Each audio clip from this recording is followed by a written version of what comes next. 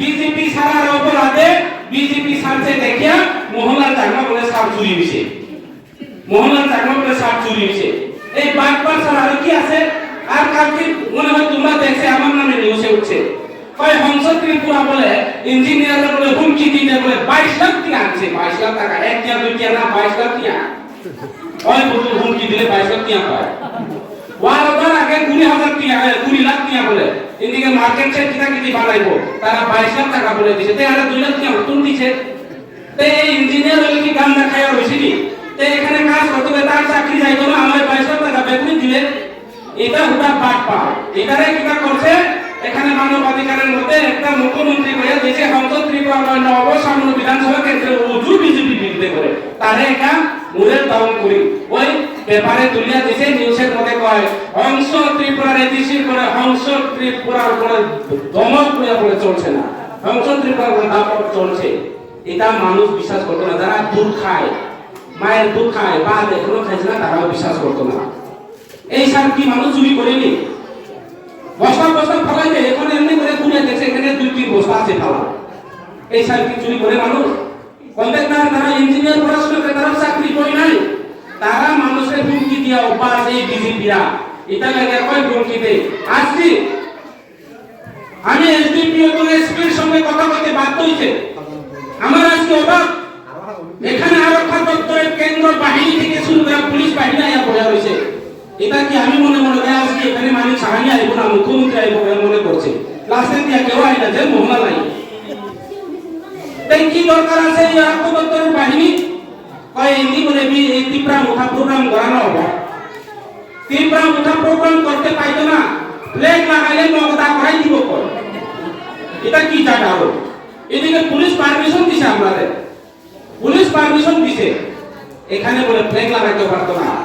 বাগছড়া বাজার কি বাংলাদেশ না চীন? বাগছড়া বাজার তো বাংলাদেশ না, তো সমিতা বাজার বাংলাদেশ না, তো এটা গণতন্ত্রের বাইরে না, তো এটা বিদেশি না। তো আমরা তো ভারতবর্ষের গণতান্ত্রিক একটা রাজনৈতিক দল ত্রিপুরা মুখা পার্টি, এই জায়গাতে সিপিএম প্রোগ্রাম করতে পারবো, এই জায়গাতে ত্রিপুরা মুখা প্রোগ্রাম করতে পারবো, আপনারাও প্রোগ্রাম করেন, কেন বাধা? আজকে পুলিশ পারমিশন দিছে, পুলিশ পারমিশন নলেও বলে নহব, তাও তো পারমিশন নাই। ওটা কি আমার বাড়িতে আমার কোন লোকে বিকালে কি সবজি রান্না খাইব, এটা পারমিশন বলবো নাকি? নতুন আকল সারা অজ্ঞান, এটা কি তা এই প্রসেস করে বাগছড়া বাজার কি তা রাইতি জায়গা নি? কার বাবার রাইতি জায়গা? এটার কেউ রাইতি জায়গা না, এটা ত্রিপুরা রাজ্য। এই রাজ্যের মালিক আমলার দলে এখনো আছে, আপনারা যতই কর।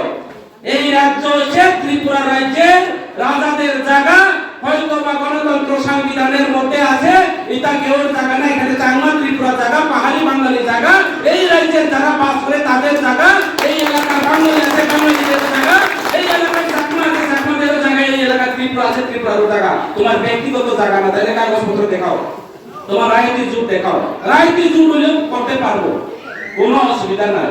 তাহলে এইভাবে রাজনীতি হয়তো না, রাজনীতিকে এইভাবে চলে না। বেলো একটু চিন্তা করো, পার্টি কিটা, পার্টি কেউ ছিল শত্রু না, পার্টির কেউ ছিল শত্রু না। এখানে যারা বিজেপি করে এটা আমার শত্রু না, অথচ আমার ভাই, আমার ছোট ভাই, আমার বাচ্চা সবার সঙ্গে আমার পরিচয়। এখানে বাবা আমল থেকে শুরু করে তাদের সঙ্গে পরিবারের আমার সম্পর্ক। তাইলে এই রাজনীতি কি 25 বছর এখানে কমিউনিস্ট হয়েছে, কমিউনিস্ট সরকার পরিচালনা করছে, এই কমিউনিস্ট এখন সরকার নাই, তাইলে কি তুমি ত্রিপুরা মুঠা পার্টির প্রোগ্রাম করতে দিতাম না? এখানে কি তোমার বিজেপি কি আরো 100 বছর থাকুনি? 100 বছর থাকুনি? তোমার বিজেপি পার্টি আগামী এদেশি নির্বাচনে এই বিধানসভা কেন্দ্র থেকে আমরা মুছিয়া দিব, মুছিয়া পরিষ্কার করা। এবং সামনে এদেশি নির্বাচনের মধ্যে যেই হোক প্রার্থী, এখানে ত্রিপুরা মুঠা জিতবো, এটা কেউ রক্ষা করতে পারতো না। গত বিধানসভা নির্বাচনে ত্রিপুরা মুঠারে কি কইছে? আমরা তারার সঙ্গে এলাইন্স হইছে না, আজকে তারা কই তোমরা আমার সঙ্গে এলাইন্স হও। আমরা কইছে চাকমা ত্রিপুরারে ডাইরেক্ট ফান্ডিং দিব, এডিসি রাজ্যের ক্ষমতা দিব, ল্যান্ড পাওয়ার দিব, টাকা দিব, পয়সা দিব, এইভাবে কথা দিছে। তুমি জুয়ে যোগ করে